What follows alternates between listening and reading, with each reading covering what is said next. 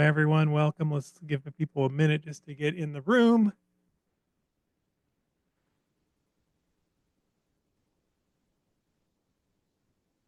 A lovely spring. Is a super bloom happening anywhere? Has anybody seen any super bloom? We had that pretty big February. I haven't noticed. I haven't heard. Maybe it's still on the way. Well, let's get started.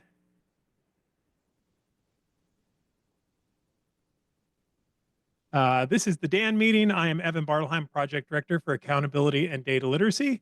I'm joined by my team, Dr. Hilary Weissman to my right. I've got Roy Lung and Karina Nahara, who are here at the entry area, and then Jeremy, who's working remotely today, will be logged in. I'm also joined by the assessment unit, represented today by Sarah Nitsos. We also have Diane Martin. She'll be in and out of the room, as well as Stephen Bartlett. He's with us in spirit. He's on vacation, spring break with his children. So, and someplace really fun, right? Didn't he go to Canada? France, even better than Canada. They speak French in both places. That's the confusion. We also, I don't know if he's joined us yet, but our success agent, Marcus Betancourt from ETS, is going to join us. We will say we have a really full agenda today. So Marcus may not get into his usual deep dive in the call drivers, things like that, but he's also joining us tomorrow on Wednesdays at 1 via Zoom. So if we run out of time for Marcus today to take your questions, just know Wednesdays at 1, he's always there to answer all your questions. And he knows that we may run out of time today, so he's already said no problem if we don't have time to dive in. So the purpose of our data assessment and accountability network, as always, by the way, hello everybody out there in Zoom land. It's always so weird. You forget there's like people in the room and then people online. But the purpose of our data assessment and accountability network, it's a collaborative network, and that's why we really like to have you in person when possible, because we like to extend upon the learnings, not only what we share, but also what we can learn from one another. We're here to provide you with the latest information from the State Board of Education, things that come through our regional assessment network, RAN, as well as anything that relates to assessment, accountability, or data and data-driven decision making. We will continue to do this, and no matter what's going on with state and federal programs across the nation, the state of California is committed to the ongoing support of accountability and assessment. All the resources for today, if you haven't logged in, are available in our DAAN Canvas page.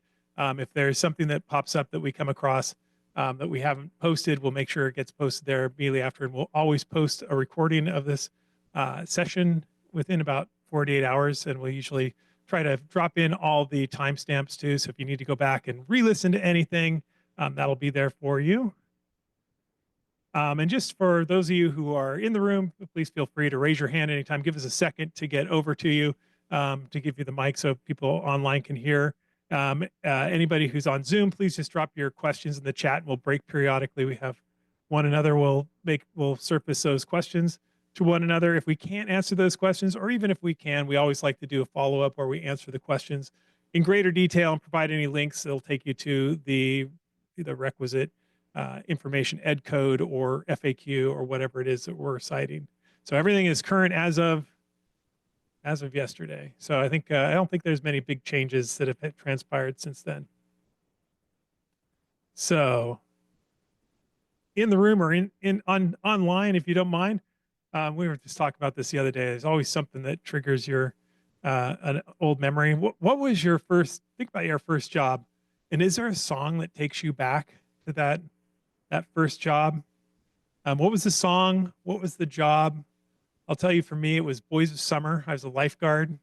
And it wasn't because the song went along with the job, but rather that I had to listen to it. I was, subject to the radio all day long. And during that summer, which probably dates me, tells you how old I am. But there was like incest. I hear that song like a dozen times a day. So it's seared into my memory, but it's a positive memory. But what was the soundtrack to your first job? Take a minute, drop in the chat, or talk to your neighbors at your table.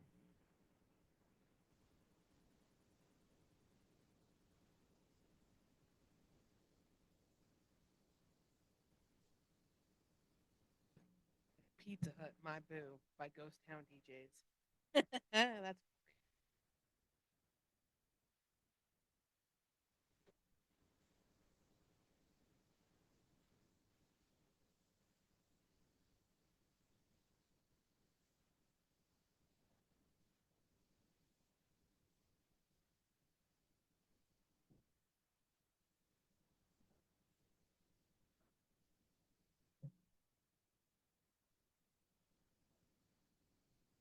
So we have one person who says while they were folding clothes at the Gap, Love Train by the OJs played on a loop during the holiday season. Of course, we've got Bananarama. It's a cruel, cruel summer. Girls just want to have fun. Any in the room that were memorable? People in the back was talking. I know they must have had some good stuff in back. Shelley, what was yours? Come on.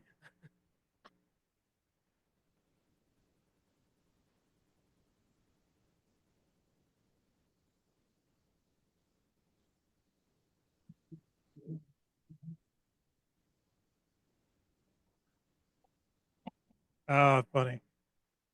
Our colleague here, Shelley, had worked at a dry cleaner where Muhammad Ali was a customer, and she would box his shirts, and The Boxer is the song. Very, very cool. All right. Well, thank you for indulging us. Always kind of fun to hear what people's first jobs were, as well as what their memories are. And at that, we're going to dive into some state board updates, and I'm going to hand it over to Hillary. See, now I feel like I want to put on some Sublime and some sunblock and zinc and go out to the beach for my first job. The clicker. May I have it? So we'll run through some of these kind of quickly. I'm sure most of you have already seen them. And just for reiteration, the 2025 accountability work plan that came out. And we also have it linked the February State Board meeting and timeline for more detailed information. But as you recall, there was the review of the adopted CCI indicator components, the participation rate they're talking about, the DAAS application renewal criteria, differentiated assistance eligibility based upon that CALPADS submission dates, the review of priority 1 for teacher assignment monitoring, and then again, the review of long-term English learner results on the dashboard. As you can see in blue, though, the 2 topics that accountability will be addressing majority of today center around the incorporation of the science assessment and the results on the dashboard. And everyone's favorite and part of our extension activity today is going to include the incorporation of the student-led growth model for grades 4 through 8 in ELA and math. That's on the dashboard. We're interested to get some feedback and see how that's kind of going with you guys, and to kind of delve into a little bit of the math behind it and the benefits behind it and what we've seen so far. And as we get into science, this is just a reminder of the 2025 timeline for ongoing development activities within the work plan as it relates to science. And we recently, there was the adoption of the cut scores for status and change and the color scheme. And as you can see, coming up in May and June before July, where the determinations are going to be made, they'll be reviewing options for incorporating science into the LCFF eligibility criteria. And as I was saying before, so given that we have the approval of the status cut points, which we'll go over, and the approval of change cut points and the 5x5 color grid, you will see all of these in full color for science in the 2025 in the indicator. And I know we're going to kind of go over this together, Evan and I, but as you can see here, setting the cut scores for the science indicator and the distribution you can see is we have on the top chart there, CAS, and on the bottom you have the California Alternate Assessment for Science. And just as a review, that there are 3 years of science results from 2021 all the way through 2024. They're used to set the status cut scores for the science indicator, and the scale ranges of these tests are what you can see provided below. I'm going to swing it over and pass it off to Evan as we get a little bit deeper into it. Thanks again. And I just want to note this is the issue we'll talk about a little bit, and this is what's really interesting about the decision. You note in the top the scales for science. We've talked about this before. How small they are. It's a 100-point range for each grade level. They're not given at every grade level, whereas the ELA and math have a much bigger range throughout the grades, and then they're continuous. So it created this kind of imbalance, and so the effort to try to make them match ran into some snags. But I think what we're going to talk about is kind of interesting. The solution that the CDE came up with, I think it's actually kind of it's got some real advantages, I think, and we'll get into that. So at the July 24 meeting, the state board did decide we don't want a different indicator. The technical design group came back, and CDE shared that because the scores for science were so clustered, it was really actually kind of hard to distinguish, right? Most of them were just below standard, and you had like 2/3 of the state falling into the same range. So they proposed maybe to differentiate, since they're such different indicators, a percentage met and exceeded as opposed to the distance from standard. And the state board said no. They said, we want to keep this consistent. We want distance from standard, figure out how that works. And so they moved ahead with that understanding. And what you'll note is that, these are the way the ranges break down for science and for CAA. So the top table, you'll see this 100-point range. And I actually had to ask about this because I thought, wow, why is 2/3 of the score below standard? Where standard hits at 0 and then goes upwards, only 36 points is the above standard range, and down to -64. But that's actually the test itself. And it kind of slipped by. I think I mentioned it in an earlier meeting, but this is where the test determines at standard itself. So if a student were to score in the range, the majority, this is probably why so many students are actually below standard in that sense, because it keys in on that 65th percentile, basically, for being at standard, whereas the CASP, ELA, and math are both kind of more arranged around the 55th percentile. So you already kind of create this balance, which would kind of look weird to me. And then with the California Alternative for Science, what they do is that top of the range model, where they basically say there's only 3 levels. So if a student was at level 1, we're going to give them the highest score that would be possible in level 1 as an equivalent to put that into the distance from standard calculation. So you can see how they initially kind of laid them out, and this would have been what a distance from standard was modeled on. So the CDE had received that feedback, and they said, oh, there's this clustering and the ranges are so much broader. And there was, also this issue that arose, which was, we're going to put it in a different part of the dashboard. Don't worry about it. It's going to be great. And then we started hearing from the field, and we shared this with CDE. They heard it from other people, that people would see, and this is interesting, this is actually the state averages. You can see that ELA for the state was 13 points below standard, and science was 13 points below standard. So people would see that and go, great, we're killing it in science, right? Or maybe not killing it, but it's about equivalent. But when you stretch that out across such a smaller scale, it's actually way worse, right? Science is significantly worse. If you were to scale it up to fit, you'd be more like at -60 below standard. And so they didn't want people to fall into the trap of thinking they were doing better than they actually were. And so they came up with a solution, which was the creation of what they're calling science points. And so it's actually pretty simple. So you've got the 100 points, and they just shifted the scale. So instead of hitting standard at 0 and going up, they moved it all up. So 0 is the lowest obtainable scale score, right? Either earnable or assigned. So it starts at 0, goes up to 100. So it's actually pretty nice. And then it creates that it's a very different scale when you're assigning points. And it maybe would look more like the LP. I know LP is percentage, but it's all going to be in the positive. There's no negative. Nobody could be below standard. And so they're hoping that will be distinct enough to help differentiate. So it's a totally different scale. There's not going to be any confusion that we have. Our science is doing way better than we think it is. It's going to be all relative. So this is the new science point equivalent. So you can kind of see how it plays out. Slightly different in 5th grade, at 8th grade in high school, and then the top of the range is adjusted accordingly. So that's what students would be assigned if they scored within the levels 2 or level 1. They get assigned to the top of the range, and then that feeds into the overall calculation for average distance from standard.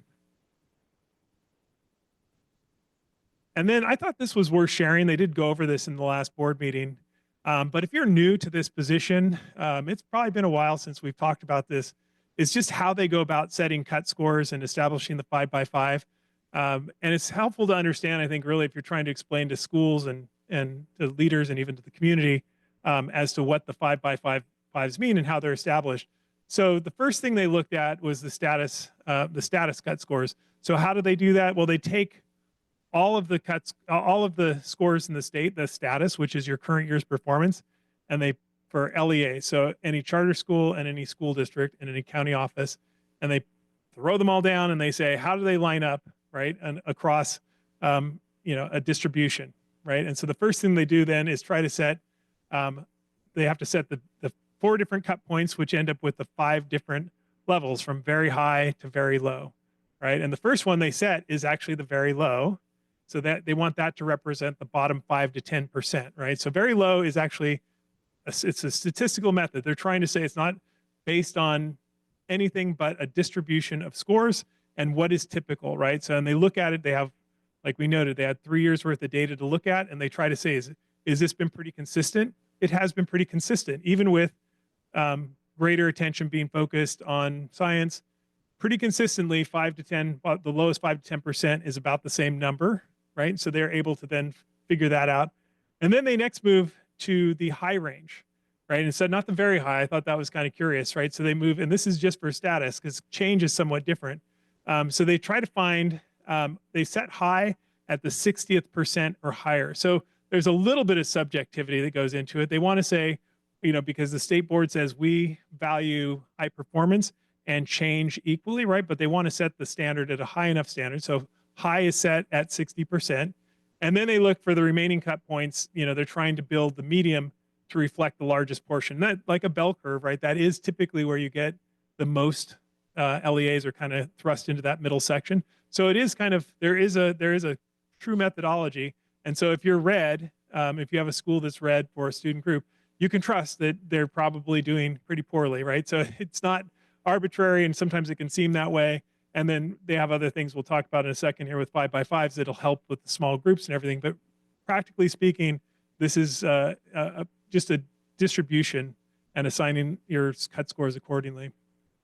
And so here were the cut scores that they established. These were adopted by the state board.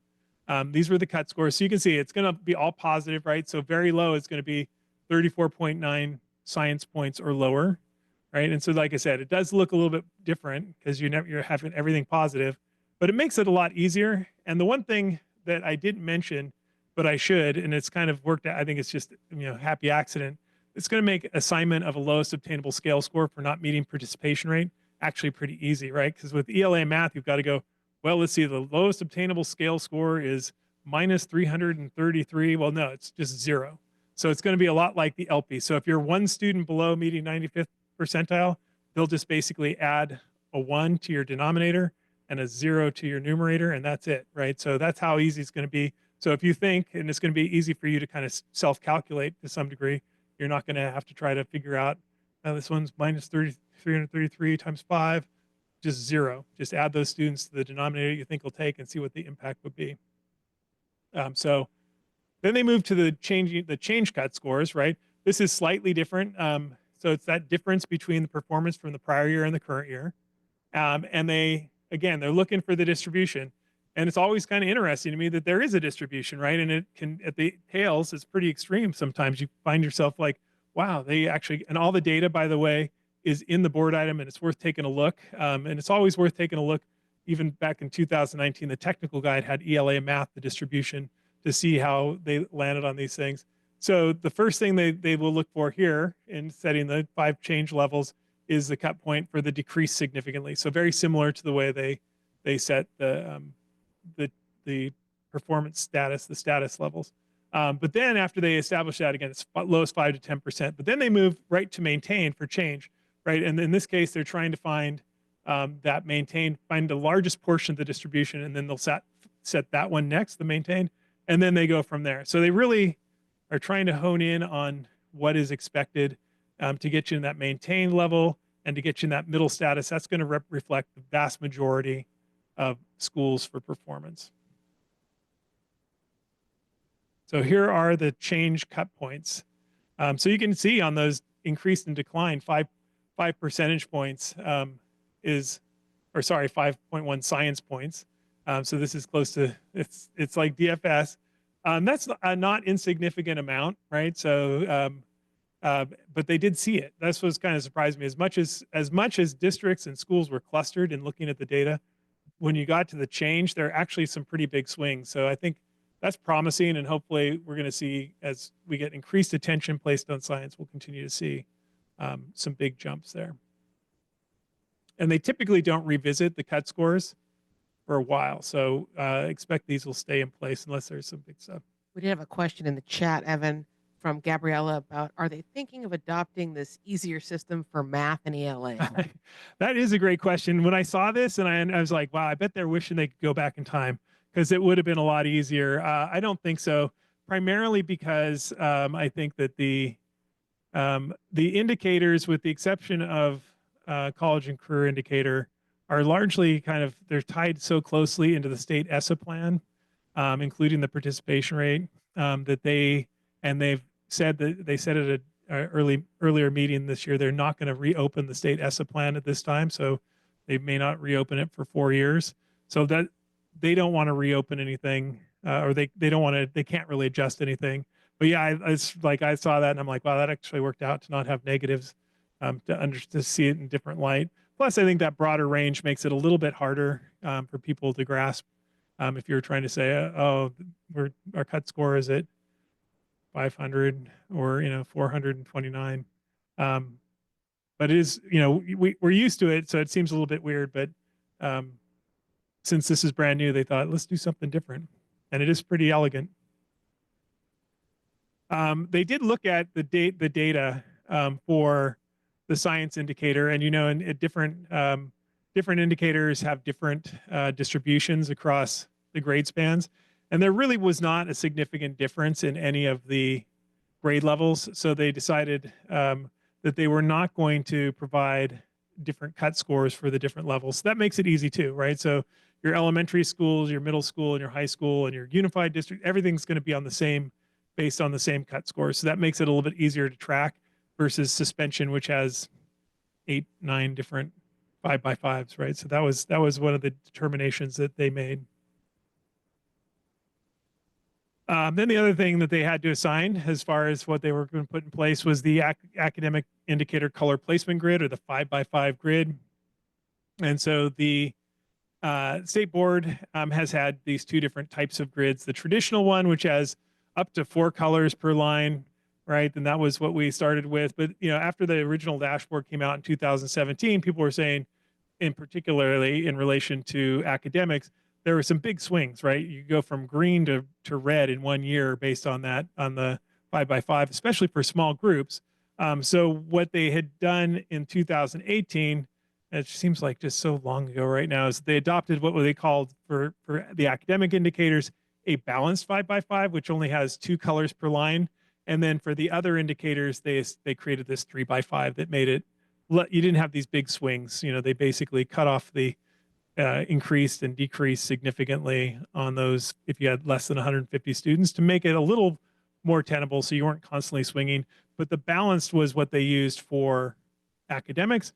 And so to be consistent, they said for this, they wanted the balanced indicator as well. They still don't call this, just a curiosity, they don't call it an academic indicator yet. And I don't know that they can, because of the ESSA plan, which requires a consideration of the academic indicators in assigning schools to CSI, ATSI. So this may remain, it may be on the dashboard, but only used for the purposes of differentiated assistance assignment. So there's all sorts of weird things, but as a result, they may not be able to call it an academic indicator, even though I think we'll all consider it an academic indicator. But it is consistent in terms of its creation here. And Hillary, are we gonna kick in? Okay, so I'm heading back off to Hillary. Right. Don't go too far. Okay. So what everyone, or at least most people, are interested in is a student growth model. So we're going to talk a little bit about the student growth model and some of the nuts and bolts that go into it. And it's going to look like not just talking about it or understanding it, but the reporting results of schools, local educational agencies, and student groups. Now, as we said, if you're in the audience today, we do have an extension activity, which we hope to build upon, but also learn a little bit more from you guys on what student growth looks like through your eyes. And as we did with the science indicator, you can see here the 2025 timeline for ongoing development activities as it relates to the growth model. So as of March here, they went through and there was a review of the growth data, and you'll see by July, the determinations and incorporation of that into the LCFF eligibility criteria will transpire and take place. So you'll stay tuned. We'll provide you those updates next in our next DAAN meeting and or our DAAN digest that will be coming out between now and then. And just as a reminder, some quick facts, right? For informational purposes only, in January on the 31st, we had of this year the release of the growth model data. And we gave you a nice little image there on the side. And remember, this data is derived from CASP, ELA, and math assessments from 2022 through 2024. And the growth, as a reminder, is not calculated for the CAA. We will talk about the residual gain growth model to quantify student growth and what that looks like. So hopefully you can wrap your head around that a little bit better and give you some language to anchor yourselves in when speaking to it. And keep in mind that although derived from individual student growth results, that when we are looking at the student growth model, the data will only be published for student groups, schools, and district levels. So you're not going to be able to pull up individual students. So some advantages that we're noticing so far. The growth data, as we know, it's based on that year-to-year change in scale score, which makes it a little bit more precise of a measurement than the progress of potentially proficiency and how that's measured. The growth of all students, whether high-performing or low-performing, is included in this measure. And data can be used to give you those insights at those higher levels of the effectiveness of strategies or initiatives that you may have that go around improving student learning in schools, and where efforts might not be as apparent when you're using those proficiency-oriented models. Okay, let's get into it. I had to go back. I swear, like I thought we talked about this at length back at our last meeting, and I went back and I was like, we had 2 slides, and even if I went back, to be honest, I'll be vulnerable here. I think I totally miscommunicated some elements of the growth data. It's hard to get your head around, and I think we've had the benefit of sitting with CDE. I was in on a meeting that one of our districts had with them, trying to better understand it, and then having an opportunity to talk to them. And the more I learn about it, and the more I've actually had conversation with psychometrician, I've really come to think that this will be a significant game changer. And I think Sarah had said, we were talking about this activity, extension activity. She's like, people are like, well, if I find, if I can't jibe what I'm seeing on distance from standard with the growth data, what value is it why do we need this? And she said, it's because this is what we've been asking for all along, right? We've always said, like, well, my school, I'm an elementary school, and every year I have all new 3rd graders, all the 5th graders leave, and you're giving me a score. It's like a changing group of students. And this is a model that actually connects. Student has to have paired scores. So it actually is. It's not a cohort model, but a growth model is connected to students' year-to-year growth. It's way more precise. So I think over time, and just to go back a slide, I think this, the ability to look for those highlights. I think if we start seeing year-over-year improvement, or we see the same schools continue to show higher growth than typical, then we're going to start going, what are those schools doing that's different? Because it allows you to do this apples to apples comparison, because they really are taking the students where they are, and that's what we'll try to explain their residual gain, because I think if you can wrap your head around it, it makes a lot of sense as to what they're doing. And I will say, I was at a meeting and someone asked the CD, could you bring this down to kindergarten level math? And the answer is no, because it is not kindergarten level math. It's statistics. And hopefully, you took a statistics methods class and you're getting your master's degree, but it can't be reduced. You can conceptually get it right, but it takes a lot of computing power, and it's a high level statistic. So it's really hard to break it down too simply. So the residual gain model that California landed on, it basically is taking how much growth a student made based on the prior year's score, and relative to the students who are at the same level. And this is what I think I may have miscommunicated last time, which is, it takes the state average. It actually is taking into account your performance, and it actually looks at your performance in ELA and math combined. So it's establishing, based on that, what's your likely growth going to be. And it looks throughout the state for kids who started at this level, had the following scores, what was the average growth. And then after that average is determined, they can compare, and they'll call that the expected gain. Then they look at what individual students' actual gain was, right? And so it can be above, at, or below, right? Pretty straightforward, right? For the individual students, where were they relative to where they started compared to all of their similar students in the state? How do we do? This is it's a regression model, and we want to see how they grew. So what the cool part about that is a student, no matter where they start, can have high growth, right? And so I slightly modified. This was the ETS person provided this visualization, which I slightly changed because I thought it made better sense if you had the student levels kind of in a vertical alignment. But they were saying, so let's take this as a middle performance band of students. And within that middle band, right, we're going to say, because we're not comparing them to the kids in the higher band. We're not comparing them to the lower band. We're taking for the kids who are in grade 3, if their performance was somewhat in the middle, how did they do? And then you could see, well, relative to their peers who started at the same level, some students grew more than typical, some grew about typical, and some grew less than typical. And that's how you start, you establish the individual student growth calculation. And then you take that individual student growth calculation and you make an aggregate out of it, which is how you start getting the school scores and student group scores. So, and this is where I remember a couple of years ago when I first heard this, I was like, so wait, you need 3 years worth of data. So each student has to take the test 3 times. No, individual students only need two years of test data to be calculated. So that individual student growth is based on just those 2 years. They don't need the 3 years. That's when you start getting into the aggregate growth. Student level is just based on the prior year and the current year. And those scores don't have to be from the same school. A student could have transferred into your school in 4th grade, but if they tested in 3rd grade, they still use that scale score to factor into the growth. Now, just so you know, if they came in after census day, just like the rules of the distance from standard for the academic indicator, they wouldn't be put into your growth score. So if a student showed up a week before testing started, they're not factored into your growth score. They have to follow the same rules. So that's an important thing to know. They really are your students. They have to be with you the whole year. And Hillary mentioned it earlier. The individual growth scores are never going to be reported. It's never going to go out to a parent. It's never going to be shared locally. It's never going to be even shared at the grade level within a school, because you can imagine how people will be like, this would be great. I could see how Miss Smith is doing over there compared to Miss Jones. No, never. It's only going to be aggregated at the school level and the student and the district level. So you're never going to see it down to where it could be, used harmfully.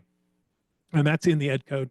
What the aggregate growth does, though, and I'm going to show another illustration. Hopefully this makes it clear. The aggregate growth does require 2 to 3 years worth of data because they want it to be more statistically accurate. They use a 3rd year if the group is smaller than 500. So it does use 2 or 3 years, depending on the size of the group. And that is displayed on the dashboard at the student group level. And it kind of follows the same rules. I mean, for now, if it was 11 to 29 students, they showed it because it's for informational purposes. And any student group above that, if it's 10 or fewer, you don't see it. So here's where it gets into that which is it, 2 or 3 years? And then you can see the top is your larger group. So if I have a school that's 501 students, all I need for that school level is the 22-23 scores for students and the 23-24. And that's just looking at match scores, right?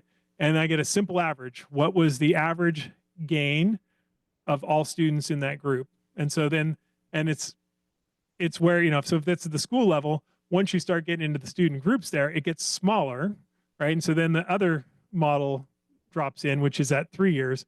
And I'll get to your question in a second, Bob. So that the smaller group, if it's 499 or fewer, they actually do a weighted average of the growth. They'll look at the growth from 21-22 to 22-23, and then they'll do the growth from 22-23 to 23-24, and they'll weight that average to make it more consistent. And for our activity, I think this after the main meeting, you'll see like, oh, okay, sometimes it explains like, well, gosh, my distance from standard grew, but I had a below typical. How does that work? Well, if you go back 2 years, you go, oh, the prior year had a huge loss, right? And so when you're averaging the two over time, they found that the data is much more consistent over time to have that average for smaller groups.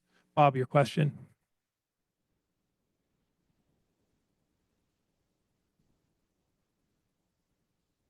Yeah, it's based on, and that is another factor is like that I'll mention is some of the things like K5. You're actually not ever going to build in your, so why you might have a distance from standard difference is you're not looking at third grade. Third grade would not be included in your growth data because they didn't have a prior year's test. It's only fourth and fifth grade at an elementary school. But yeah, it's not the, it's only the students who are in the actual calculation. So after all the business rules are applied. Any questions there? And I haven't been watching the chat, or any questions in the room? Okay. All right. Yeah, and both of these end up being your growth score, but it's important to know there may be 2 years worth of data being calculated, but it's not the individual students who need the 3 years. They're looking at a different, and there will be an overlap. If I'm looking at an elementary school small group, your fifth graders probably would have been in the 21, 22 to 22, 23 growth. So it kind of balances out, but they don't have quite the same fluctuation if you're just looking at a simple average.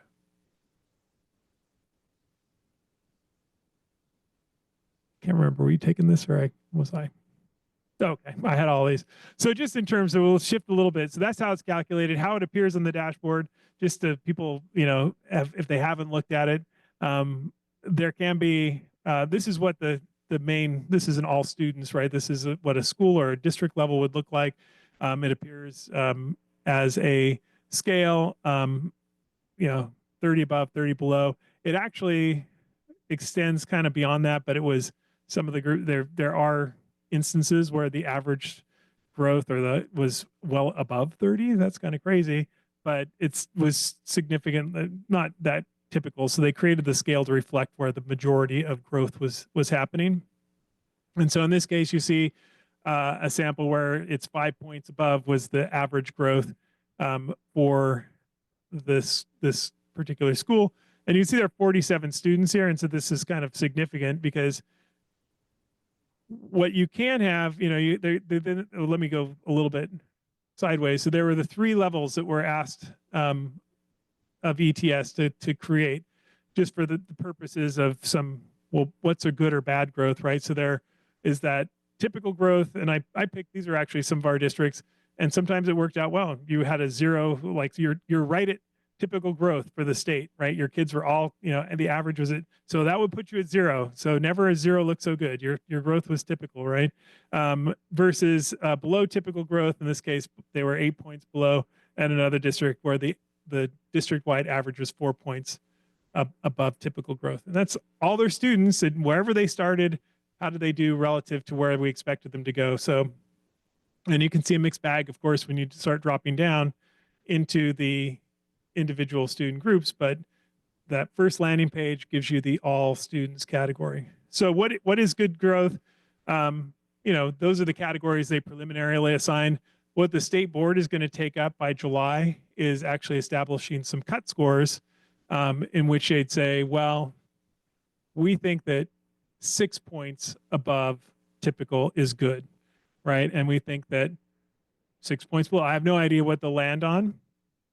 So they established these categories initially with no judgment, right? If it was 1 point above, and we'll go into how you can actually have some variations where you can actually have the same growth score, but be in different categories because of the size of your group. So they do say, the assigned category depends on the group size and the magnitude of growth, like how much it was, but smaller groups, are less precise. They're more prone to fluctuations statistically. So you have a broader range of possible error. And so that does factor in. So what you end up seeing, and I just pulled an example, is you can have two schools in your district, and depending on the size, they could have the same points, but be assigned to a different category. So in this case, you've got on the left, it's 5 points above. It's a fairly large group that this was pulled from. So because it's larger, the larger your group, the more precise the calculation, and the narrower the band. And you can kind of see it on the screen. There's a little blue band, and you get this vision when you click on the additional information, and it tells you that the range of growth for this group was 2 points above to 9 points above. So it's the entirety of the range was above typical growth. So then they assigned it to that above typical category. On the right, you had a range because it was a slightly smaller group, less precise, and it was 2 points below to 11 points above. And because it had that bigger range, a 13-point range as compared to a 7-point range, it actually crept over the 0. And so then they assigned it, even though it was the average was 5 points above, they put it in the typical growth range. So that's where one of those things where you're like confused, because you may see two groups with the same points above, but assigned to the different categories. That explains why that happens, because you have to look at the range in addition to how much growth they demonstrated. So stunned silence in the room. I'm sure it's the same in the chat. Were there any questions in the room or in the chat? Okay. Any questions in the room?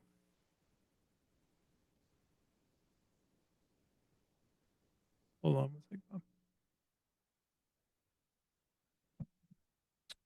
David asked, will they do student group comparisons as well? I believe they currently compare to the general population. You do get student group comparisons. What they're doing though is they're not, and this is slightly different. The core, if you were a core district before, they did a similar residual game, but they took demographics into account before. The state does it differently. No demographics are considered during the initial calculation. They just look at your actual test performance. So that's like demographically blind. They just look at performance and then they figure out where you did relative to where you were expected, how you scored your expected growth versus your actual. And then they go in and assign the categories over the top of that. So your English learner group could have kids, and I was thinking about some of my former districts. You may have your English learner group is not homogenous. You may have English learners whose parents are both PhDs who are teaching college, and you may have English learners whose parents are working 2 jobs each, right, and have very different circumstances. They're just looking at the scores where they started and their expected growth, right? So in a way, it makes it equal. Like all English learners are taken where they started and how they did. And so it can be a reflection on your programs if you see, because they are taking into account high performers, low performers. In that way, it's like the distance from standard. Nobody's being ignored. Nobody can be ignored. Oh, we don't have to worry about them. They're above standard. The growth is taking into account all those students. But it's not taken into account before they start doing the assignments, only after. Bob, you had a question.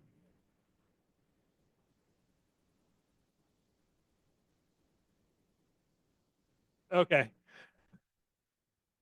Yeah, so the same. So it's basically one. I got Shelly in the room. She's probably better at articulating standard error. I'm like, put you on the spot, former math department chair. It's a factor of error, right? So what's the deviation, right? What would be the error band? So I'm like taking with a very large group, it gets more and more precise. You have more accuracy in terms of the range because I've got 500 students. There's less error to be taken into account. It's going to get smaller and smaller.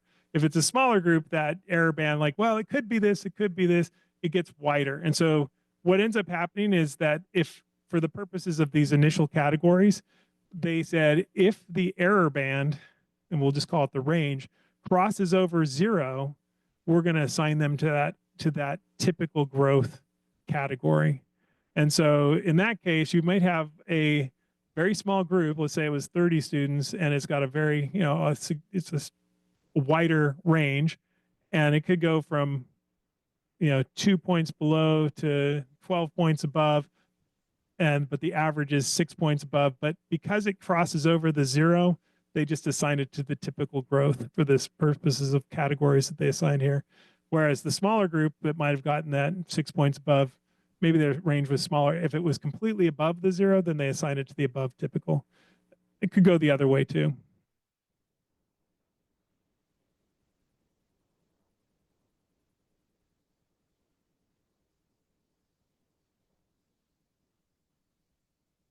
Well, and I would recommend, I think I linked it.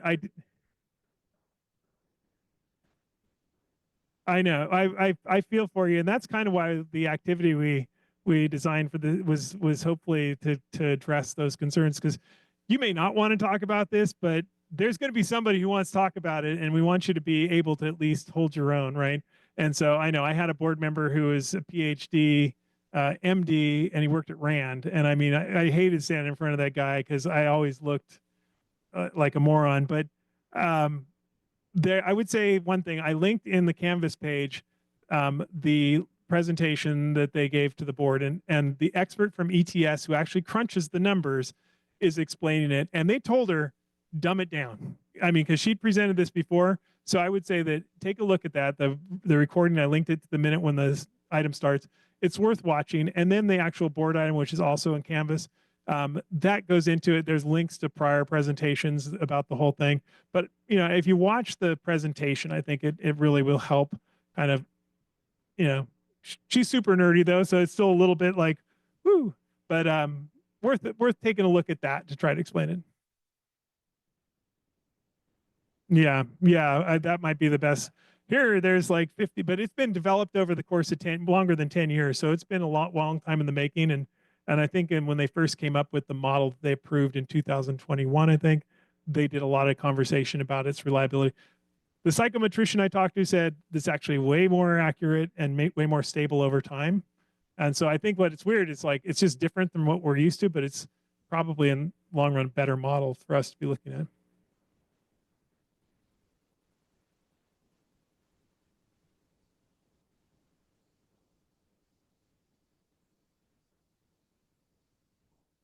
Yep. Yeah.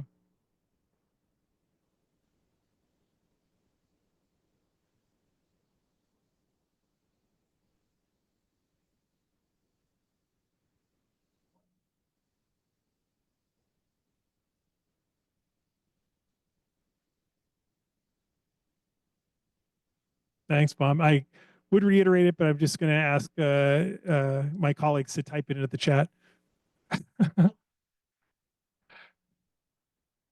Okay.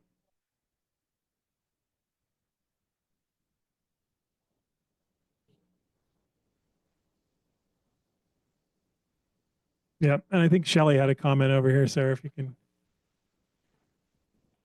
I think the word that you're looking for is confidence interval. Yes, when you're talking confidence. about the Thank you. range. So if you look at the example you have there, you have a small number versus you have a large number versus a small number of n students, right? And so think about when you get a score that's it's been adjusted, like as the kid is, it's adaptive, so you get a score. It's not precise.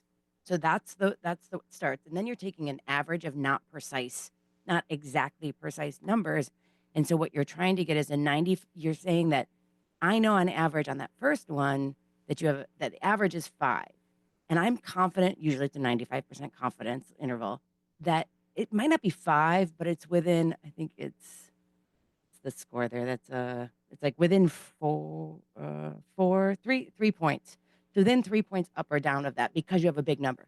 But when you look at the smaller number, it's within 6 points of 5 because you have a lot more kids or you have less kids. So the numbers is more variance within. Yep. But that's where that.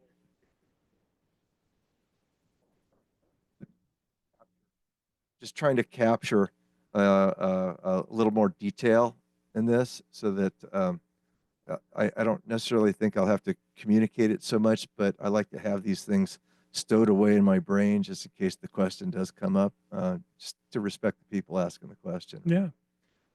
Well, and I think what we want to do too is like prepare you for maybe a friendly audience too, because you know, if over time, and this is the thing, I think maybe not this year, but if we have a second year's worth of data and a third year, and we keep seeing the same, certain schools, then we maybe want to like look at what is going on over here, what is happening in this school, what's the difference in terms of strategies, in terms of leadership, in terms of how they use data, how they the buy-in. There's all sorts of factors that you'd want to look at, and not just at your district level, but also county and state level. They're going to want to start looking. Well, what are our bright spots? So, all right.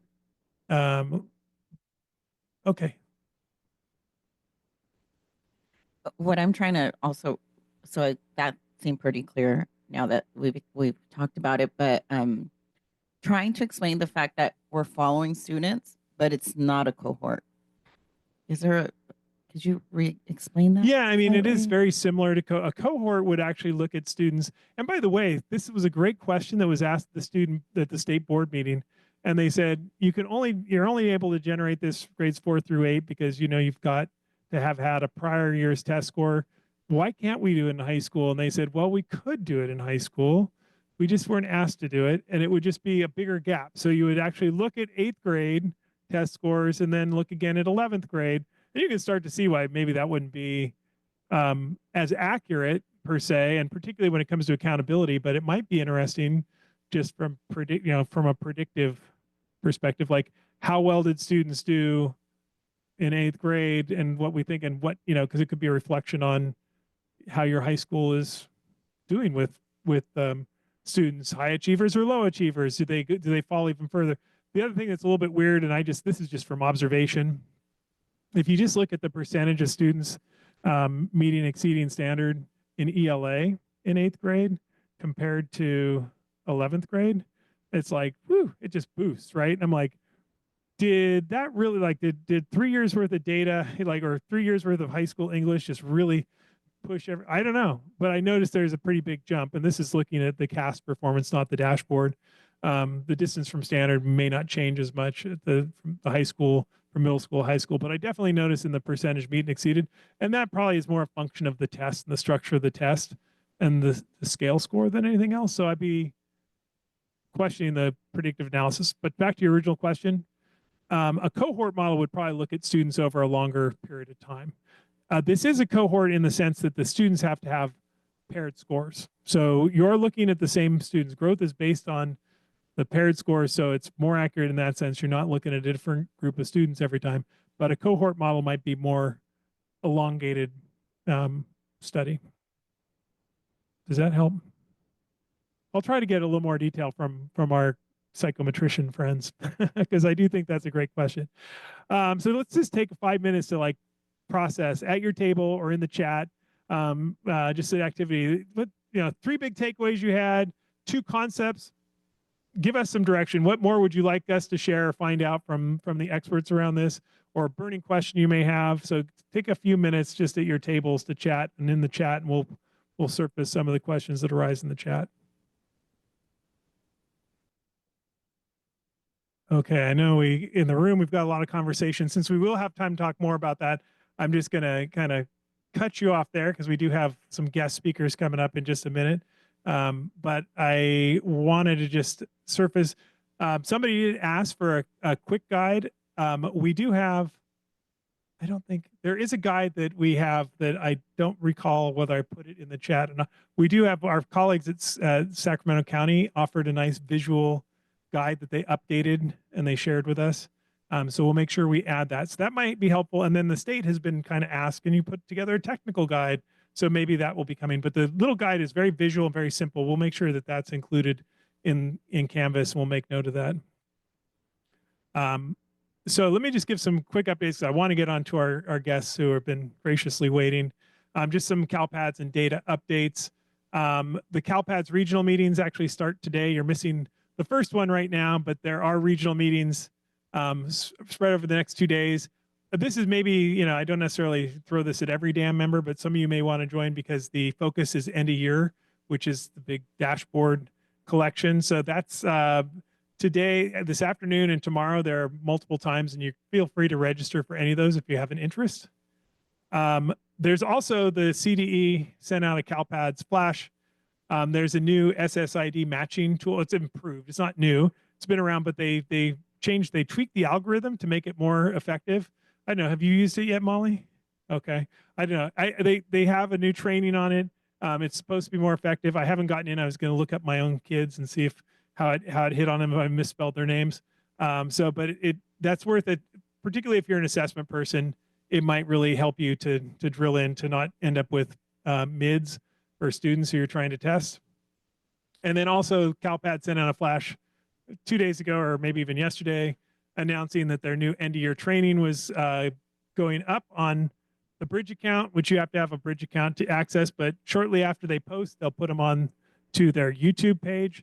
And the one thing I would recommend for anybody who is an accountability person is watch that end of year primer. That's the first one that launches on April 9th. When that gets posted, because it's a good explanation of what goes in. And if you've never done a submission before for end of year, good to watch and understand what all is being collected. And it's really written for kind of newbies. So this would be a good one for anybody who's got accountability responsibilities. This just came out for those of you who are not dashboard coordinators. The College Career Indicator student level data file was published, and it's available in the SOARS system. This is this kind of separate system that provides student level data, and it's available starting on March 11th all the way through June 30th. They've closed it off in the past too early, so if you aren't the dashboard coordinator, figure out who your dashboard coordinator is. You can email me. I have a list from September that I think is fairly accurate still. So if you don't have access, I can figure out who has access or walk you through the steps to get added as a dashboard coordinator. Every LEA can have two. And so that's worth getting. And the reason that it's valuable is that at least you can kind of go back and say, from this is 2024, what were kids assigned? Because there's a certain degree of like uncertainty, like, did that kid get CTE completer or not? Like this will answer you all the ways in which a student was prepared or approaching prepared. Our colleagues in the Moss unit asked us if we could share this widely, so I thought I'd share it because it is kind of data.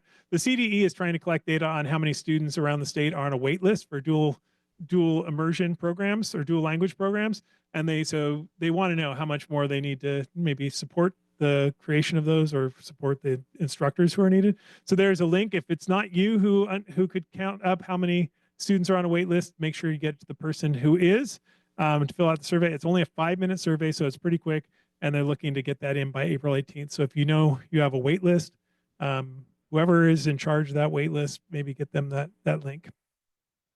And that stops. So I stopped for Q&A. I'm going to keep power on because we have some professional learning activities coming up. I just plug our colleagues in the state and federal programs unit. I think one of them is probably here. Hey, Rachel. We are doing, again, we're meeting with them for CSI. It's the ins and outs of CSI, TSI, and ATSI. Oh my. So this is coming up on Thursday, April 3rd. If you have schools, and I know a lot of schools exited ATSI and CSI. But in TSI, we only added, I think, 37 schools there. But we're going to be joining them to talk about eligibility and exiting. But they're going to talk about what other obligations you have as a district, what those schools' responsibilities are if they're still identified, to be able to meet all the federal requirements, which are still being enforced by the state. So join us if that's something in your wheelhouse. I shouldn't plug it, but I will because we have a waiting list. But our end of year, our fantastic colleague, Rebecca Aguilar, will be returning one more time on April 1st for this CALPADS statewide training series, which, as I've said before, is not aimed at CALPADS people, it's aimed at you. So it's really designed for people who are not directly responsible for CALPADS, but have a secondary role in supporting that. And so it's full right now, but we always have a lot of people who can't make it. So we do have a wait list. We're already into like 3 or 4 people on the wait list, but sign up if it sounds like something you'd be interested in. I'm almost sure you'll get called in off the wait list. It's in person, and it does allow you to bring a team and have conversations. So we've been really impressed with the conversations we've been hearing. Our Moss unit has, we mentioned this last time, they've got a new tiered support meetings for English learner leaders. Say that 3 times fast. Anyway, if you hadn't heard about this already through the Moss unit, and this is something that may be of interest to you, definitely check that out. And then our colleagues in 21 CSLA, I'm telling you, they did this on purpose. They started scheduling this amazing book series, and I'm like conflict with every single one because of meetings we're also doing. But I went for like 30 minutes to the first one. These guys are great. We got a copy of their book. There are still remaining online meetings if you haven't joined, and the book is fantastic, and they will mail you the book. But it's called Equity in Data, and it is a designed for school level data conversation. So we definitely are recommending that. And if you join now, I think they'll send a book right to your site. And with that, I'm turning it over. We have guests here from the California College Guidance Initiative. I have Joanna and I think Sarah. Are you guys there? Yes. Hi, yes. Happiness. Okay, and I'm going to just hand it over to them. Let me give a quick plug. They're going to go into it more, but we've talked about the CCGI a couple times, but not in great detail. And I've heard their presentations at other county offices before, and I just thought this is something that if you aren't already involved, and many of our districts are already involved, but if you're not, you need to hear it. And if you are, they're going to tell you what the next steps for you are, even if you're not the person who handles it. So with that, I'm going to hand it over to my colleagues and let them introduce themselves and tell you more about CCGI. Good morning, everyone. Thank you again, Evan, and to the legal team for welcoming us and making some space for us to talk to you and share a little bit about the California College Guidance Initiative. My name is Joanna. I'm the Deputy Director of Engagement and Implementation with the Greater LA region. So I support districts to and through their initial interest in the californiacolleges.edu platform to districts who are now utilizing the platform, thinking about training, how to deepen the utilization, how to be more intentional, and really leverage everything that we have to offer. And I'll go ahead and make Sarah, to have Sarah introduce herself. Hi, everyone. Sarah Kong. I serve as the Deputy Director of Technical Assistance. Our team really helps with all of our districts across the state onboard because we know that onboarding is a process. We can't just pick up a new process and implement it in our districts seamlessly, right? So we do want to make sure that every district is going through a nice onboarding process so they know exactly what they're going to be asked to do and what to expect and how to navigate this conversation with educators and students. Our team is also responsible for course management portal or CMP alignment, making sure that students are going to get credit for the courses that they are taking, as districts have to submit courses into the course management portal or CMP to ensure that all of their courses are A through G approved to meet those minimum requirements. And we'll talk more about that in a little bit. Passing it back over to Joanna. Thanks, Sarah. And we also have a couple of other colleagues that are in the virtual room with us. So we have Doris, who oversees and supports some districts in LA County and Ventura County. We have Tamai Johnson, who's our director for the Greater LA region, so supports our team across 3 counties, and Joanne Doe, our senior director, who supports our teams across the state. So they're also here in the room. So if you can go to the next slide, please.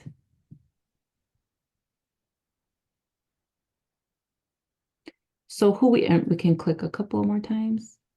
There we go. So who we are. So we, the California College Guidance Initiative, we're really the people that support, that keep the californiacolleges.edu platform going, right? We really manage californiacolleges.edu on behalf of the state. We're legislatively designated to provide college and career tools to provide the support to districts via californiacolleges.edu. We want to note that we are not a vendor. We are not grant funded. We are part of state infrastructure. We are part of budget. We are in ed code. We are legislatively designated to provide these supports and services to students, to 6th through 12th grade students across the state. If you can, next slide, please. So we, as I mentioned, we're legislatively designated. So the goal given to us is that we must provide californiacolleges.edu accounts to all 6th through 12th grade students in public school districts across the state, which we have done.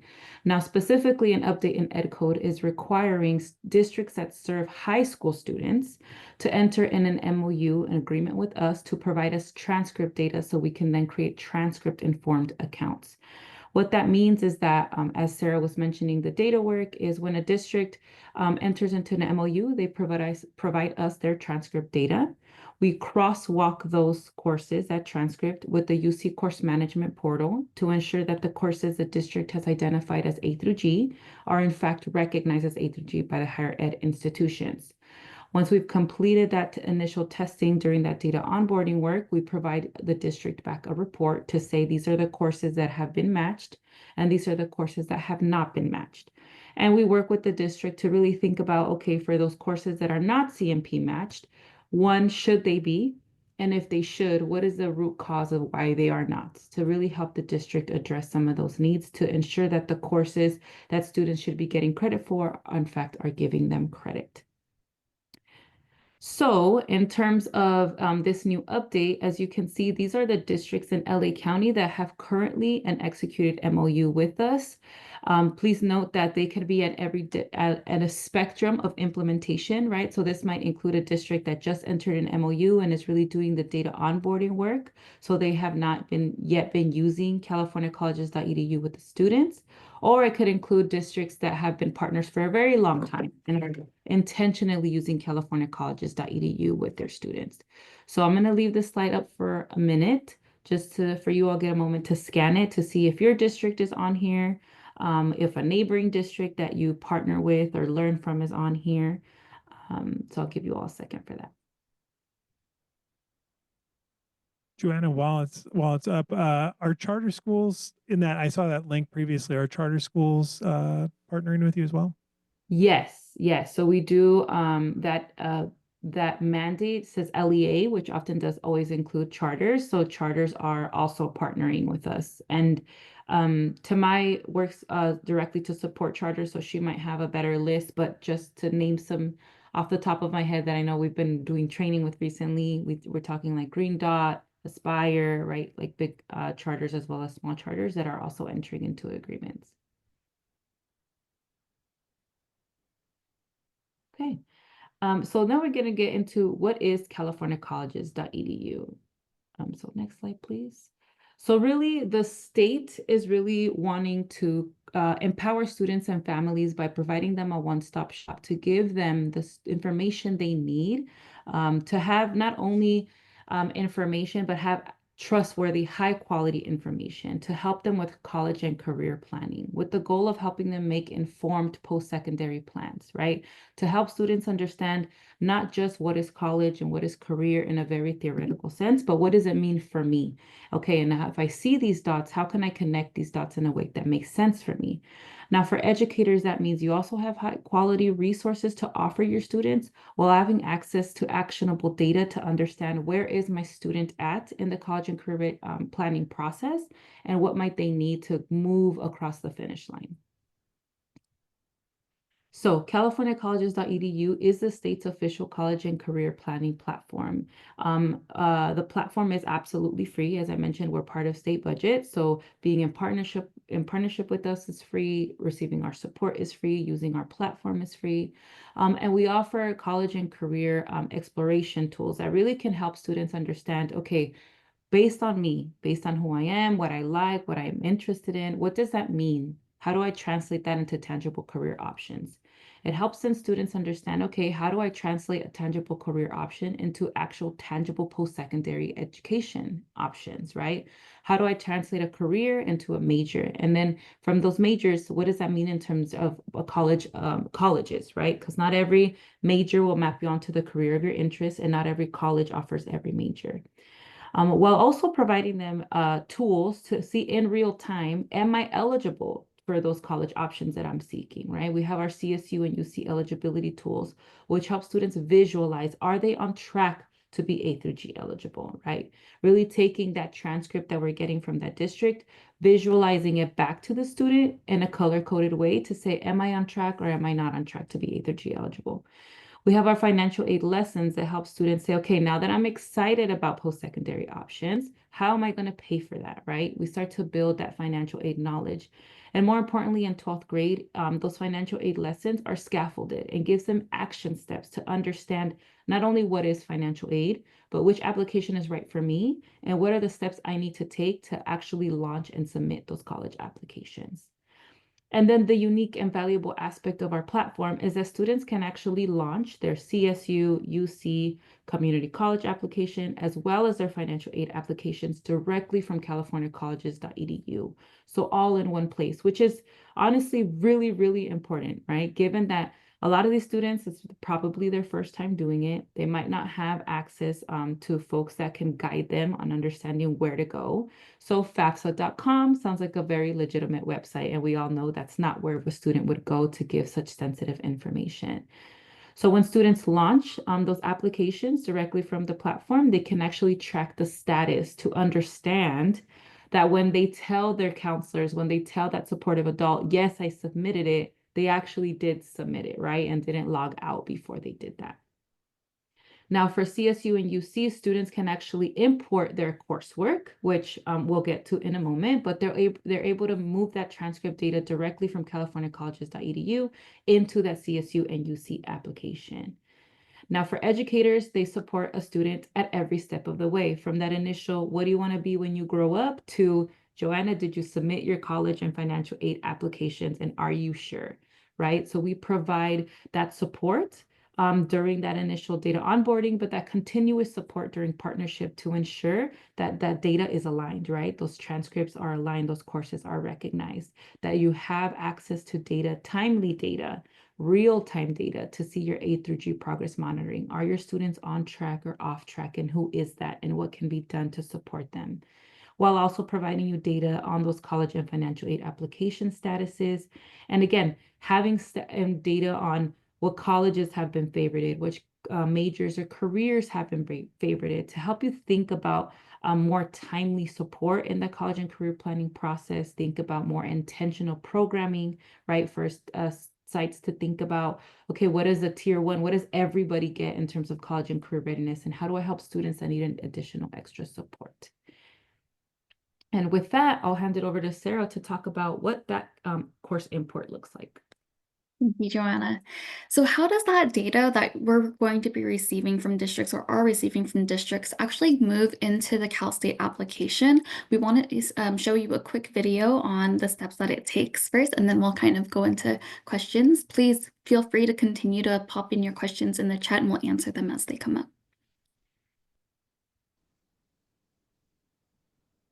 This video will briefly demonstrate the end-to-end process of importing coursework into a Cal State Applied College application. That end-to-end process has 3 steps.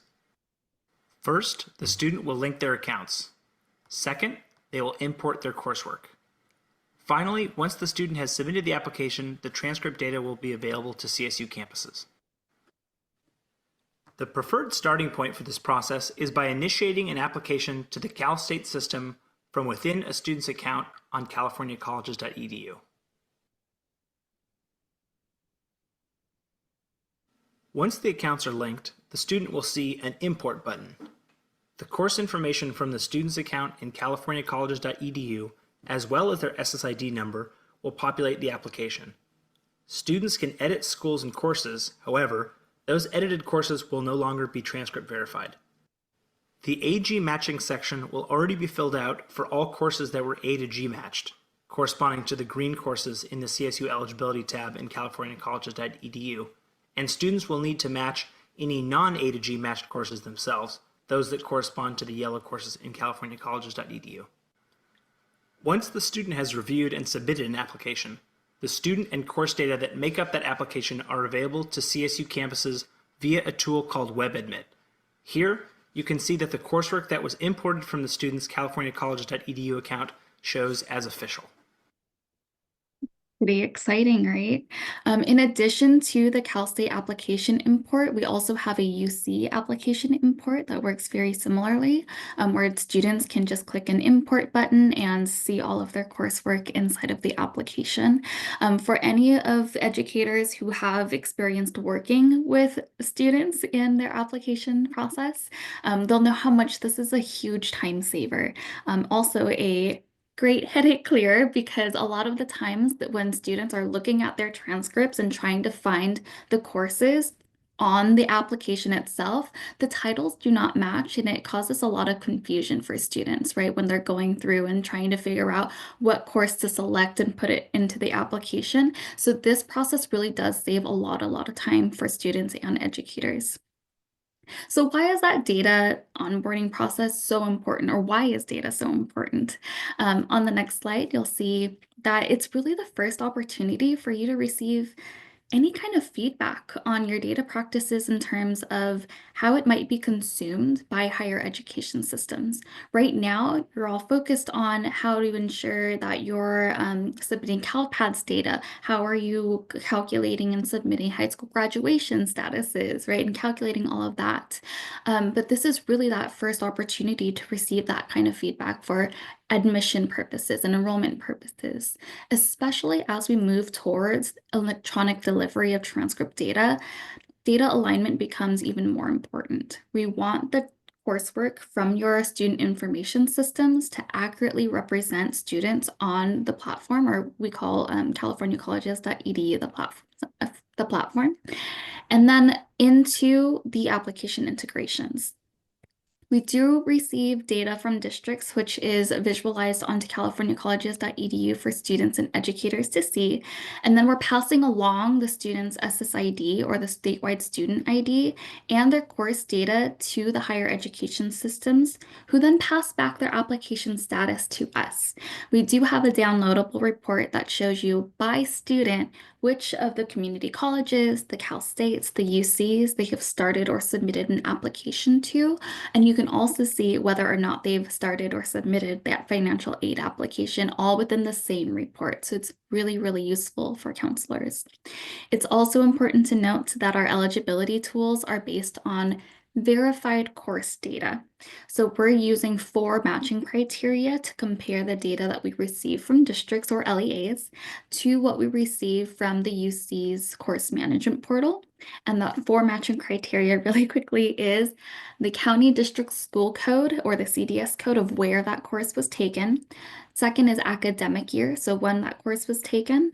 Third is subject area. What are you coding it under inside of your SIS versus what is it approved under inside of the CMP? And fourth is a local course code or transcript abbreviation to determine the exact course that was taken. If we cannot find a course using our matching criteria, we call that a mismatched course, and it will appear as yellow on the eligibility tools. Mismatched courses do need manual intervention from students or educators when they're applying to colleges. So this is a little bit of a glimpse on how it impacts reports. Right, so we're looking at under report management, we see that running the academic report called How Well Are Students Progressing Towards Meeting CSU Eligibility Requirements? These are real numbers of 2 different schools inside of the LA County. The school on the left did their data cleanup and have many students that are on target to meet the minimum requirements, and they are able to utilize their resources to focus on the students who are off track. If you click once, it'll highlight the ones that are off track. The school on the right did not yet do their data cleanup work, and so it looks like almost all of their students are off track.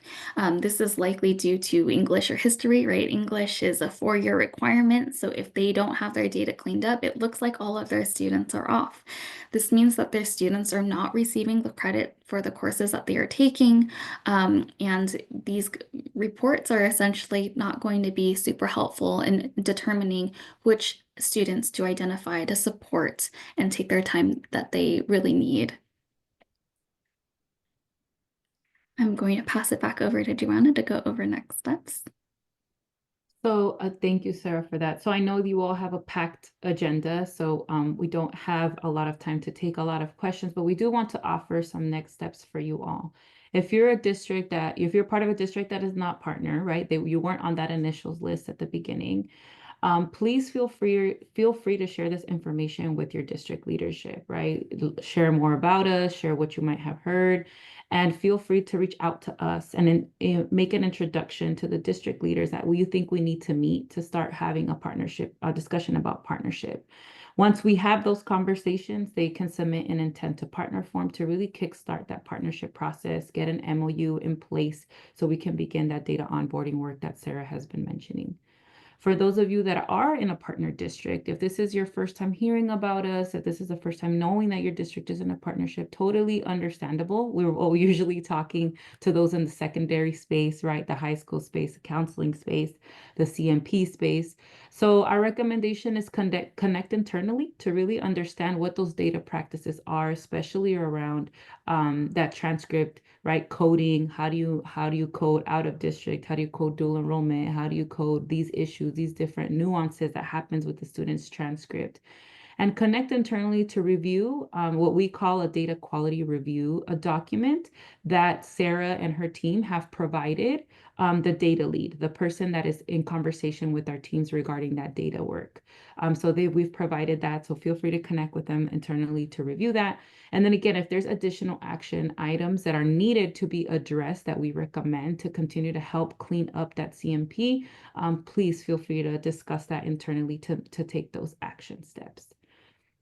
So with that, we do want to offer though, and I'll drop this in the chat, an opportunity for you to reach out if you want us to reach out back to you, right? If you're a non-partner, if you want us to connect with someone specifically, please feel free to fill out that form. And then again, if you're a district who is a partner, wants to learn more, wants to have further conversation, again, feel free to reach out to us so we can have some follow-up. And with that, I turn it back to Evan. Thank you again so much for making time with us. It's been great, and I'm super excited of bringing the data folks into the conversation to really help districts with some of that data alignment. And thank you so much. I got to admit that my initial interest, I thought, well, this is really good for the dashboard if you want to get your A through G as accurate as possible.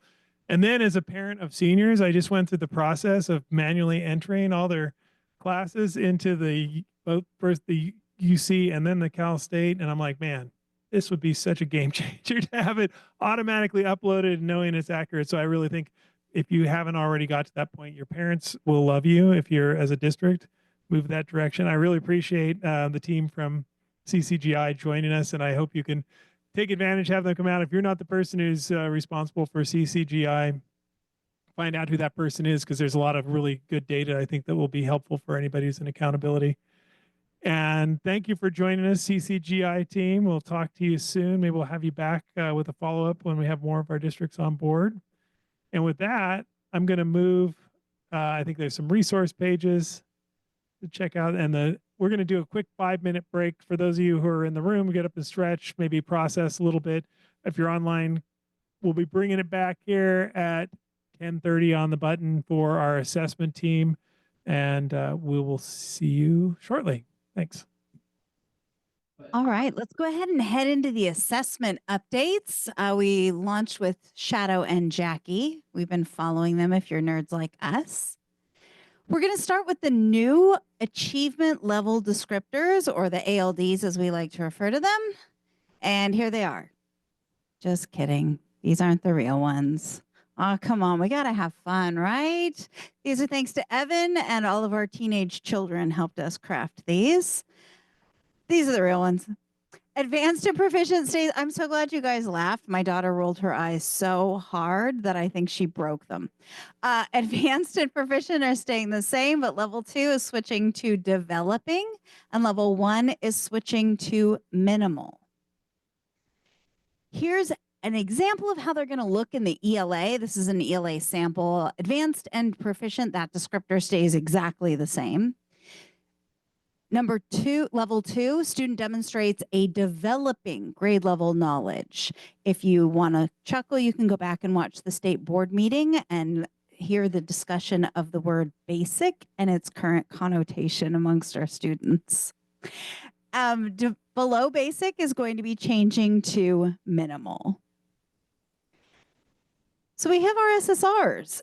And we're used to this little, ooh, do I have a laser pointer? Yeah, I do. We're used to this little temperature gauge over here that says meet standards and does not meet standards.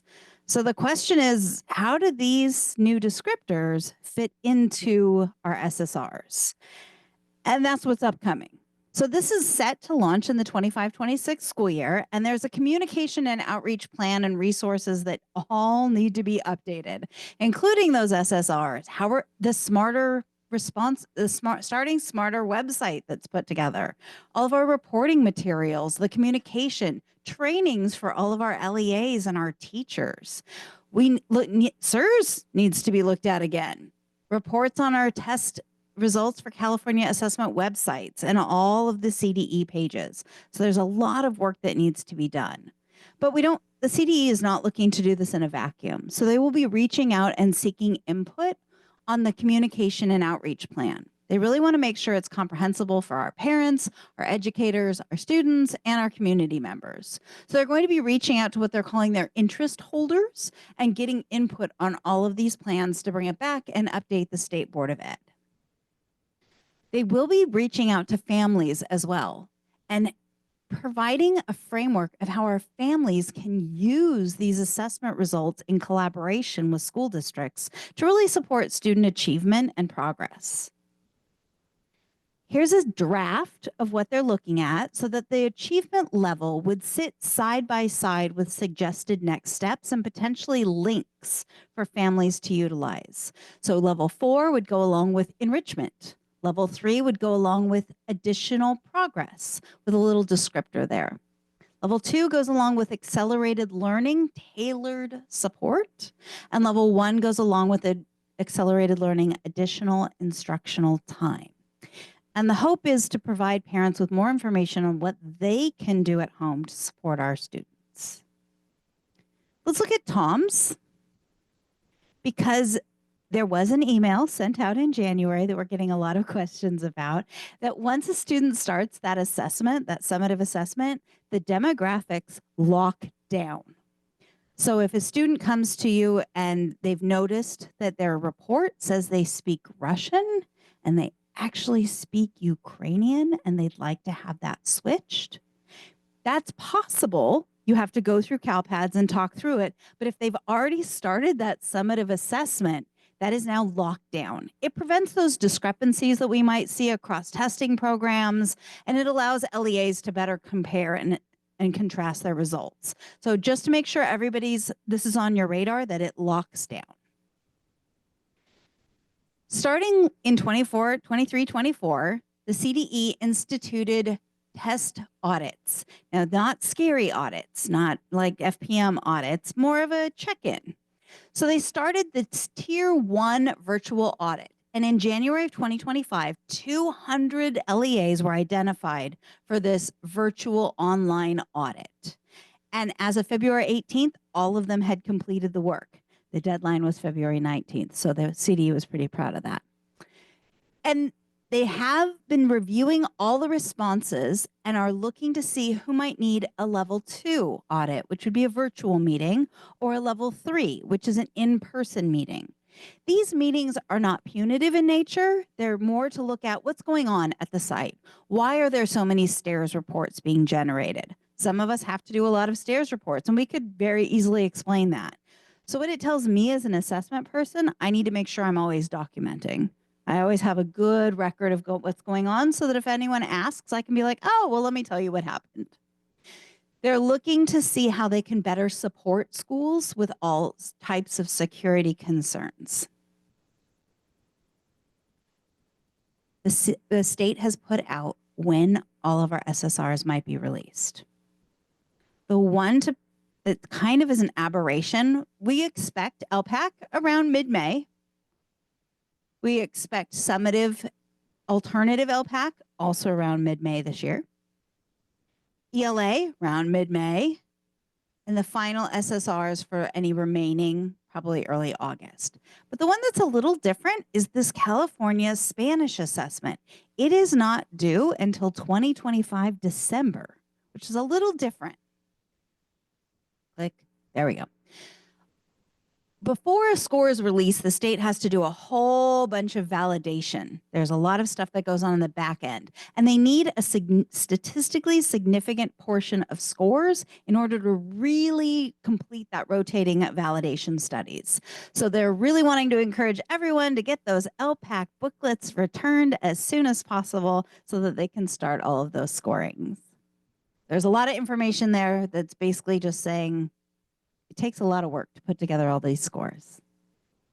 So let's talk a little bit about interim assessment. We've got some really exciting news for you, and this is not unduplicated data. But we have grown by 100% of students who are taking the ELA interim and math. We've grown 70% from February to March of students taking the CAST interim and the LPAC interim. Those two are brand new this year, so that is really encouraging that schools are using these, and hopefully your schools are using these. Here at LACO, we are offering all sorts of workshops on all of these in order to make sure that everyone has all of the resources they need so that these interims can be implemented properly and with fidelity and with a way that teachers can actually use the information to move students forward rather than, I took a test. Again, these are not unduplicated numbers, so that 1,700,000 kids could be the exact same kids that took it in February as they did in March, but this is the data we have. LPAC. Raise your hand if you're knee deep in LPAC. Raise your hand if you're done with LPAC. Raise your hand if you're starting soon with LPAC. All right, raise your hand if you have no idea where your district is in LPAC. All right, that works. So we are in the middle of LPAC season. It runs through May 31st. It's like duck hunting season. It's got a nice window. But we're ready to start gearing up for the initial LPAC 25-26. Back on the wheel again. So April 14th will open the initial LPAC primary ordering window. So it's going to start up all over again. And on April 21st, this is a date to put on your calendar because you should be receiving that email that has that very special code that allows you to get into the AST system so that you can open up all of the Moodle trainings for your people. This is a reminder that in order to put out all of those SSRs for LPAC, they do need you to start returning those booklets on an ongoing basis. Please, please, please tell your LPAC people, do not wait till the end of that window to return all of those booklets. The next window to return those white boxes would be April 4th through 18th. And then there's another window in May. The last pickup date is June 13th. So let's make sure we get all of those booklets returned sooner than later. We've been getting a lot of calls here at LACO about domain exemptions. Domain exemptions are granted in very rare cases. If a student's disability precludes them from accessing a domain, considering all accommodations and supports that you can provide. The question we keep getting is, how do I use a domain exemption and still get a valid score? So there's two composites. There's the oral composite and the written composite. A student must complete one domain within each composite in order to yield a valid LPAC score. So when you get that question, you can hand them this slide. There are some descriptors that the state has put together that are really helpful in sharing what disability issues might necessitate a domain exemption. So I'll give you a minute to just read them through because I thought that this was a really clear way to help communicate when you might exempt a domain. It's not arbitrary. And I will take a question from Zoom. Hey, we've got a great question here. Gabriella asks, will the student score reports for 24-25 reflect the new language of developing and minimal for the achievement level descriptors? Thank you so much for that awesome question. The new ALDs of GOAT Signal, of Proficient Advanced, will be seen in the 25-26 school year after all the validation and studies have gone through. So thank you for that question. Excellent. Another reclassification reminder. I know I said this last time, we're going to continue to beat this drum. If you have a child who in 23-24 received a 4 on the summative LPAC or a 3 on the alternative LPAC, they can still be reclassified up to the point that their SSR for this current year has been put together. However, if you do decide to reclassify as an EL student during the LPAC window and they have started the assessment, in order to have that reclassification go through, you do need to go in and exempt them through the STAIRS process for each submitted domain. That STAIRS process has to be completed for each and every domain that has been completed, which is a lot of work.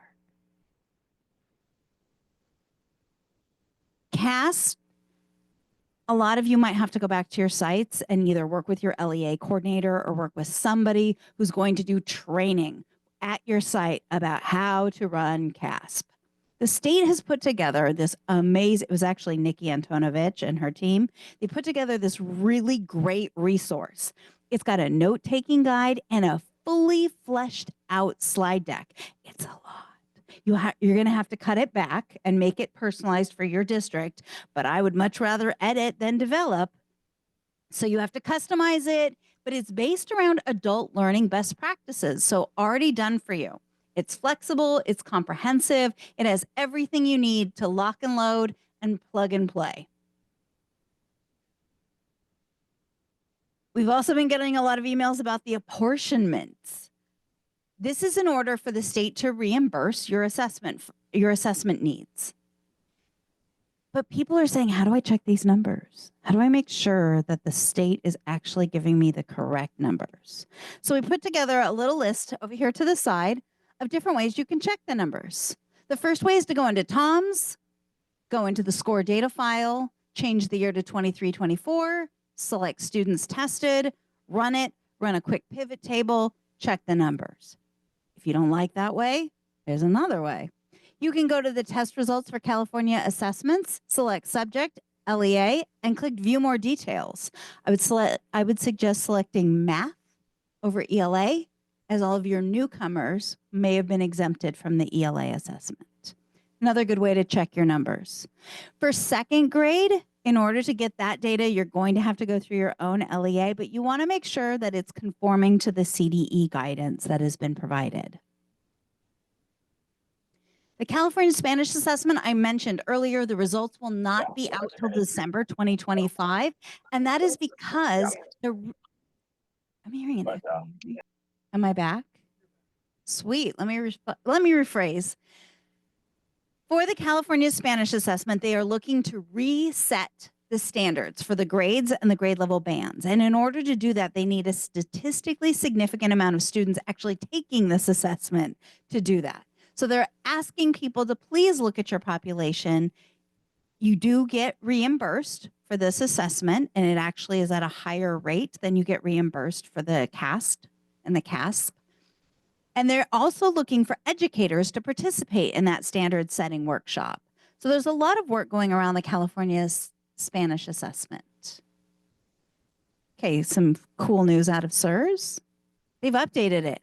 They added the science interims. If you've been doing workshops on science interims and you go into the sandbox, there's nothing. Now there is something. There's also LPAC data and composite claims in the CSRS sandbox. So if you're the one running the trainings for teachers, it now has what you need. Yeah, fist bump over there. That's right.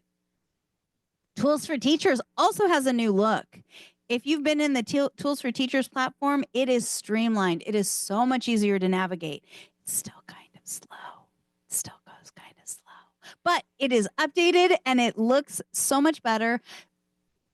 For me, I go in, I click lesson planning, I pick science, I pick ELA, it gets me right to where I need to go. You just got to keep reminding people to log in so that they can see. There are 92 science resources across the grades. LPAC professional learning has been added. Really great LPAC professional learning has been part of Tools for Teachers, and they're continuing to add more information. So I wanted to let you know that it has a new look and it's a lot easier to navigate. All right, some fun updates.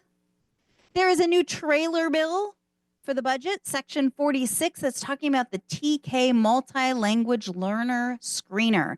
As you know, LPAC was taken out of our TKs. We no longer do the initial LPAC for our TK students, so they're looking to do some sort of screener. This is in the proposed budget. Note the word proposed budget. There was also a Facebook release from Superintendent Tony Thurman, reminding everyone to stay focused on the wonderful work that we are doing in California to support our students. We know that there's a lot of noise going on in the political atmosphere around us, and that he's working on that so that we can focus on our job.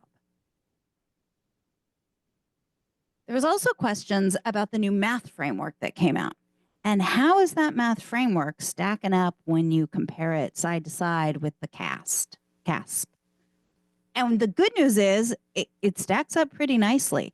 The framework's leaning towards big ideas is very much in line with what the CAST was designed to do, assess those bigger ideas, with the exception of there's a couple things in 4th grade and high school that will need to be a little bit retooled, and that's being worked on. But the good news is it's there. The California Alternate Science Assessment. I will speak the legal. The California Science Alternative Assessment is meant to be given across the school year and not waiting until the end of the school year to be completed. With that being said, here's a number of percentage of students who have been completing it across the school year. The intention of it is that you do your Earth Space Science unit, you give the assessment. You do your Life Sciences unit, you give the assessment, so that they're not waiting till the end of the year to try and pull all of this information. In reality, I know that there's some logistics that go into this, but wanted to remind you that it is meant to be given across the school year. The Reading Difficulty Screener, AB 114, our Reading ELA unit is hosting an admin overview. So a real short glimpse of what do you as an administrator need to know about this in order to speak intelligibly and meet the needs of all of your staff. There is one March 25th, which is tomorrow? Today? It's today. So we missed that one. So we're going to look for Friday, April 4th, 10 to 2. There's a link to the flyer here as well as the registration. It is free and it's just a brief overview just for administrators. There's also sessions where they're bringing in the vendors so that you don't have to bring in your own sales pitch. You can listen to it with a bunch of other administrators and people across LA County. So Multitude and M-Class will be Tuesday the 15th, and Roar and Amira will be April 16th. And those registrations are there as well. Bring your TOSAs, bring your interested leadership teams, because this is definitely something all of us need to be on.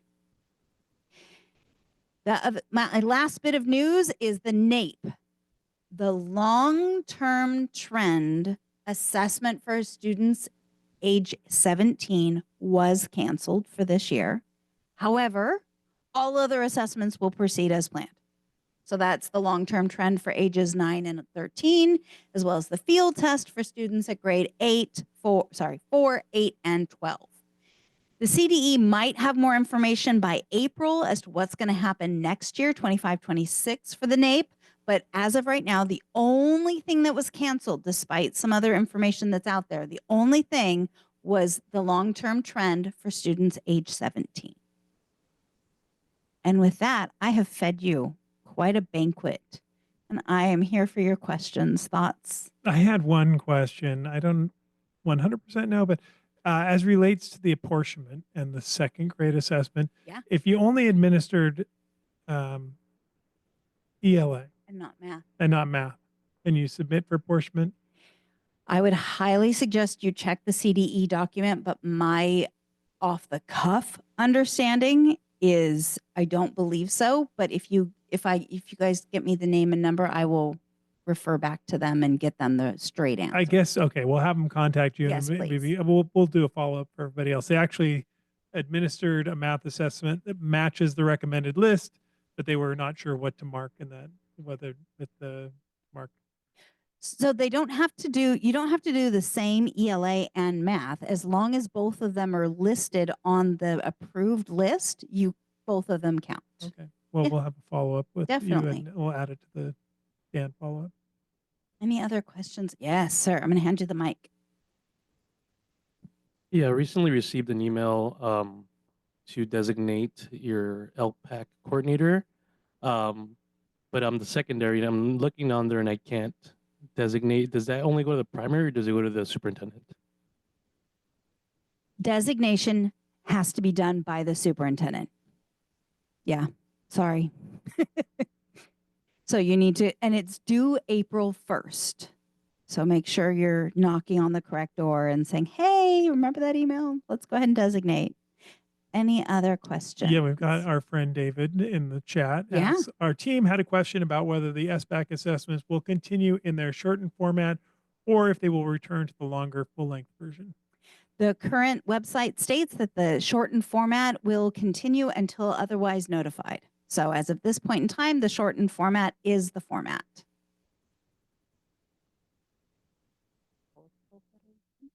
Nope, no mas. Any other questions? All right. All right, we'll have a Sigma day. Oh, wait, we have some upcoming stuff, right? Some Yeah, upcoming- yeah. Okay. Oh, I disposed of the Yeah, clicker. prematurely. put down the Rude. Clicker. So some upcoming tomorrow, Wednesdays at 1. If your assessment LEA coordinator is not attending Wednesdays at 1, I highly encourage it. Stephen and I are a lot of fun. We go through all of the biggest updates, all the highlights, all the deadlines. We make sure that your LEA has everything they need to be successful in administration of the state testing. We bring Marcus Betancourt. He answers all the nitty-gritty details. We make sure that they walk away with a community of people that they can refer to. And we make sure that you have everything you need. Right, Eric? And it's only an hour. We stay an hour and then we're done. We did get a late question here. Can I? Oh, can I yeah, pop go it in for it. there, Daniel? It's a great question. The apportionment numbers, where does the CDE get their numbers? I hope it's not coming from the same source as the TOMS report for 23-24 tested. Otherwise, if LEAs and CDE are looking at the same numbers, how will we catch discrepancies? Like, that's a basic auditing question, right? I don't know that there is a difference. I have found one school that it was off by one student. And at the end of the day, one student didn't make or break it. So I have not, here at LACO, I've not found a discrepancy other than one. When I was at my site, I never found a discrepancy, but you're right, they might be using the same numbers. But if you look at the test result numbers, they don't always line up 100% with your TOMS numbers because the business rules are slightly different. So I'm not sure what business rules they're referring to, but maybe this friend has an answer.